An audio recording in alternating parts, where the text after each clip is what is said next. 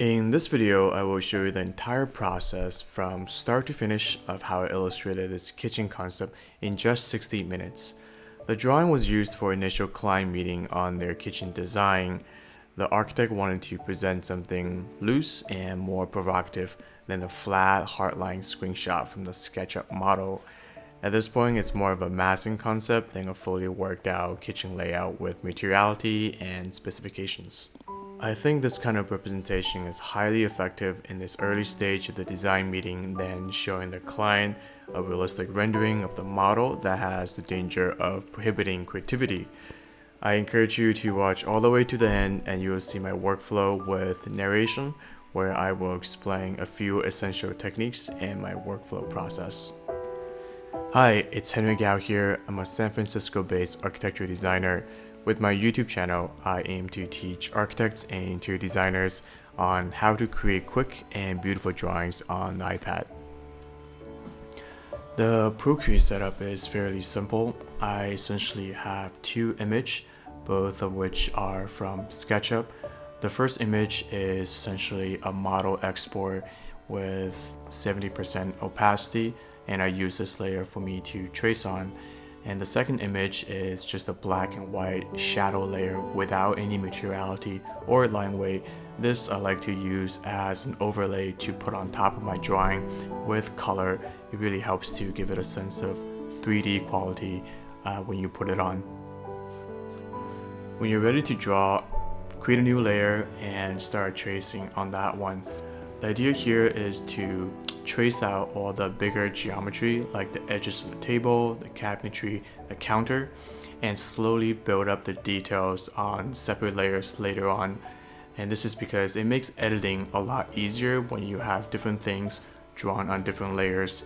And also when you have multiple design options, you can keep the background or the bones of the framework the same, and then you can generate different design options on separate layers without the need to redraw those foundation.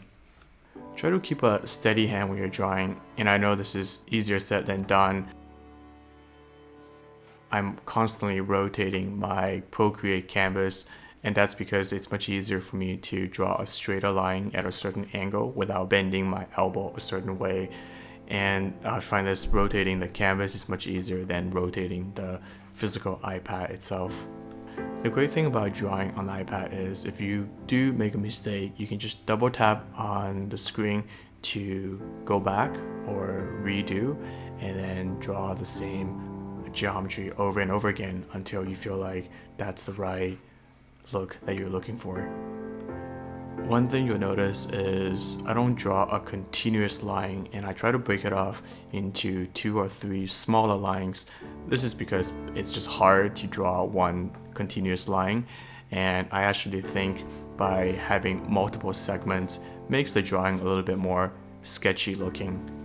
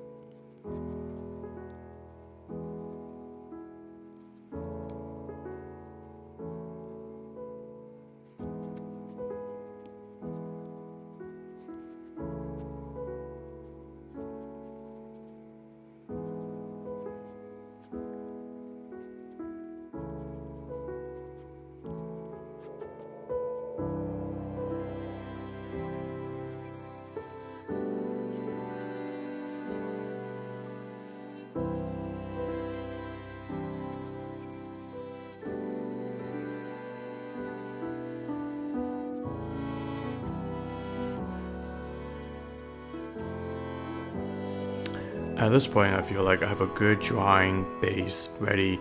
I'm gonna add another layer to add additional details into the drawing. Some of these details might get deleted or changed later on. That's why I want to make sure I have some flexibility without impacting the original base layer. Oftentimes I will be asked to change the material or texture of something. If I had it drawn on its own layer, it's much easier for me to erase and redraw the new information without revising the background image. This is why I have material, texture, and other small details that are likely to change on its own layer.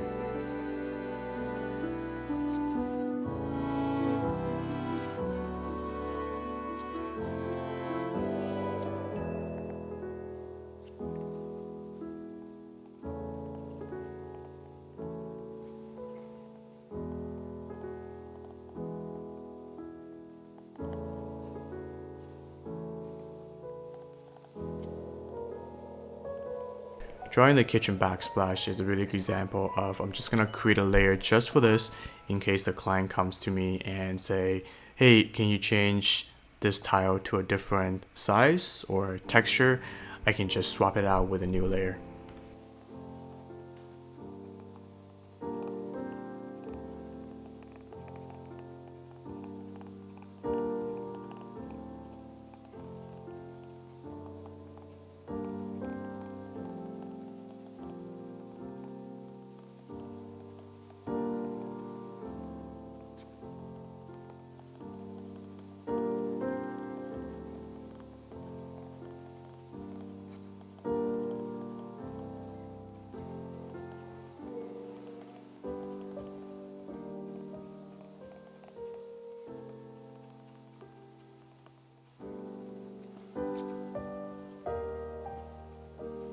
Drawing the kitchen cabinetry is another good example where you can create different layers to have different design options for the kind of style that you want to present. In this case, I'm drawing a shaker style cabinetry.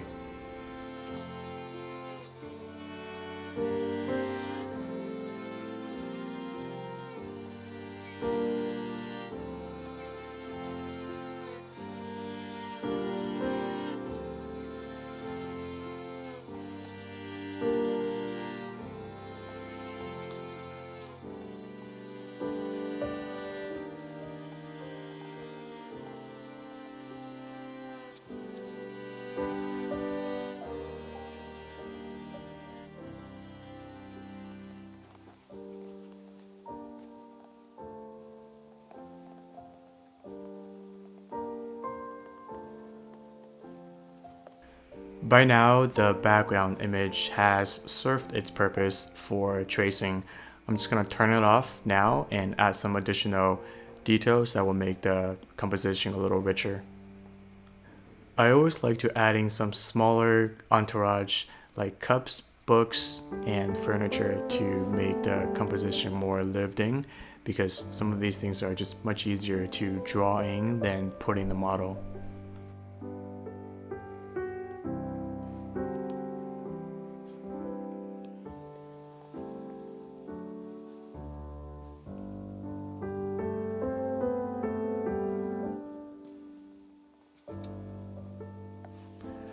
Now I'm going to turn on this shadow layer that I brought in the very beginning from SketchUp.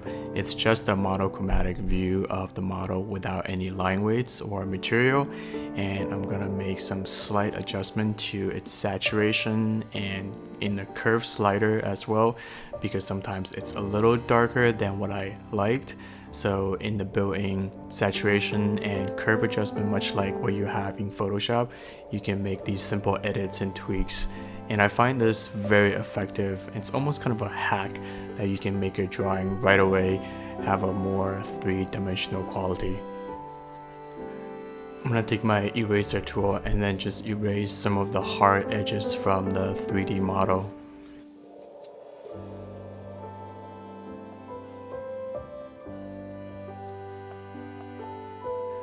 Okay, now we're ready for the fun part of the illustration, coloring. But before I do that, I want to make sure I have a well-organized structure so I can easily find files to tweak later on. I wanted to group all my line weights into one group, and all my coloring will be in the group below that.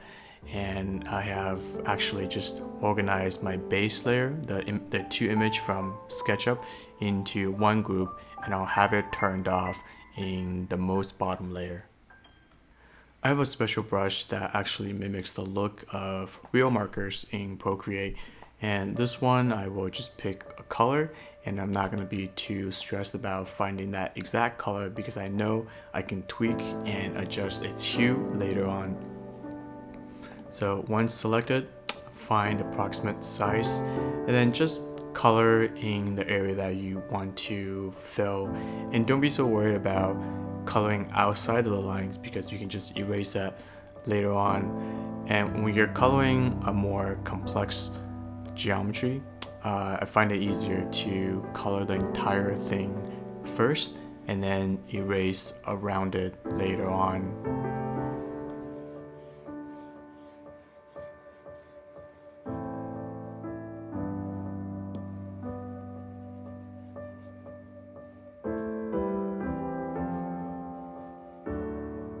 As you can see, I've colored in all the chairs in the same color as the cabinet, but I'm just going to take the eraser tool and take away the colors in the chair. What's cool about the eraser tool is you can use the same brush as the eraser, and this is going to give you a more natural looking edges around the chair where you're erasing and where it meets the existing color. When I'm coloring, I generally like to keep the same or similar colors on the same layer and to keep very dissimilar colors on other layers, and this gives me that flexibility of adjustments later on.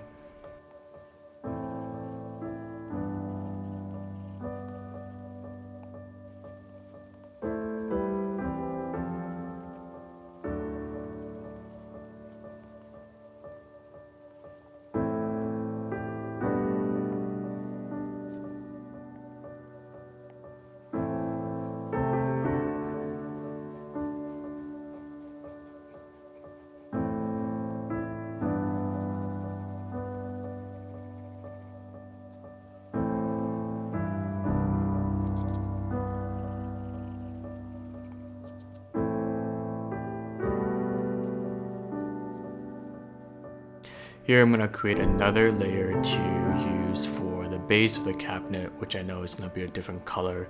It's going to have this more brownish wood looking tone to it.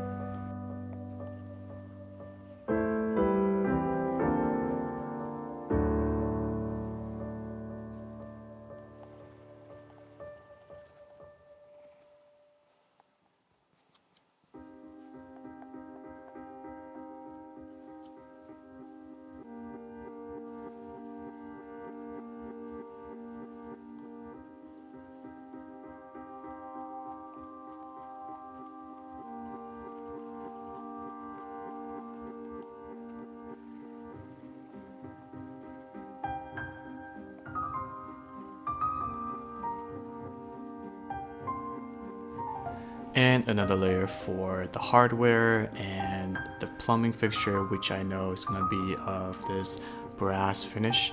So all the yellow that's going to be painted on will be on its own yellow layer.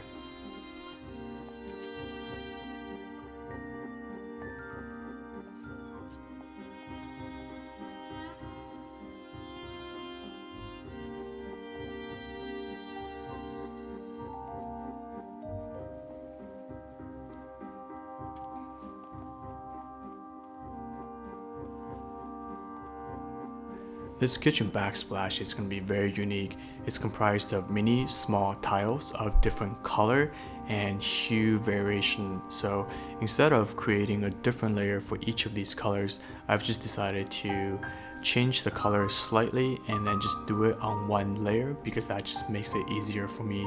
And overall, I will just tweak the saturation as a whole later on.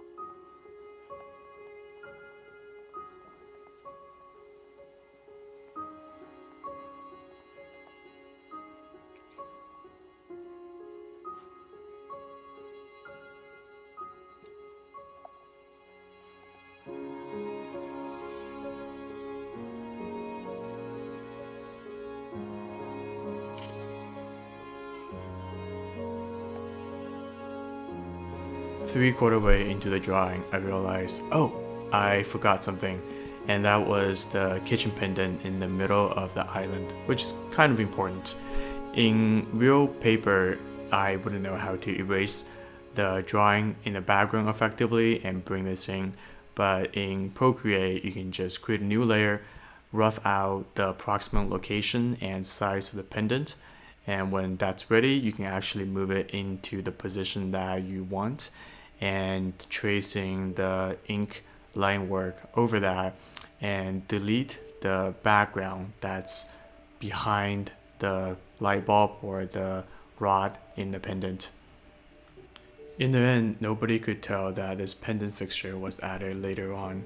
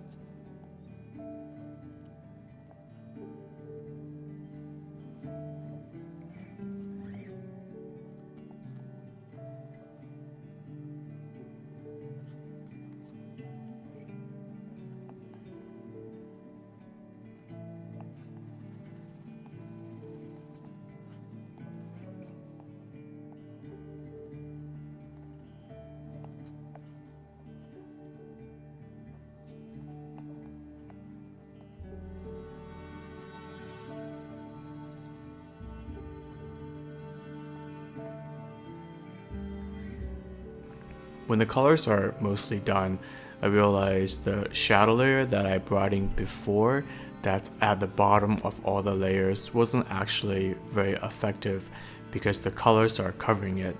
So what I needed to do was bring that layer all the way to the top of everything else and make sure the blending mode is set to multiply.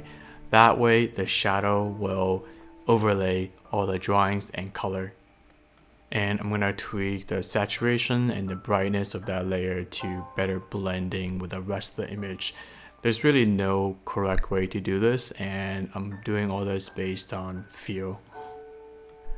Next, I'm gonna do some individual tweaking to the colors that I've created so far.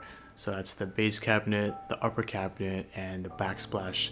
The advantage of having them on separate layer is so you can individually adjust its hue, its lightness, and contrast independently without affecting the other layers.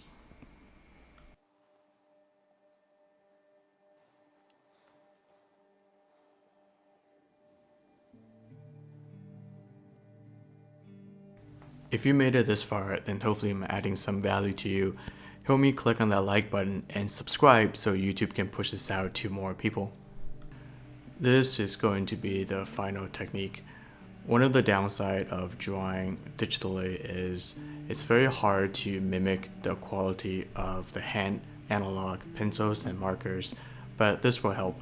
This is a paper or image that I use, and I will bring it in from the photo app into Procreate and set it on overlay blending mode, and this is going to give you that watercolor paper texture and will blend it into the color of your drawing a little nicer, so you don't have that smooth quality of a digital workflow.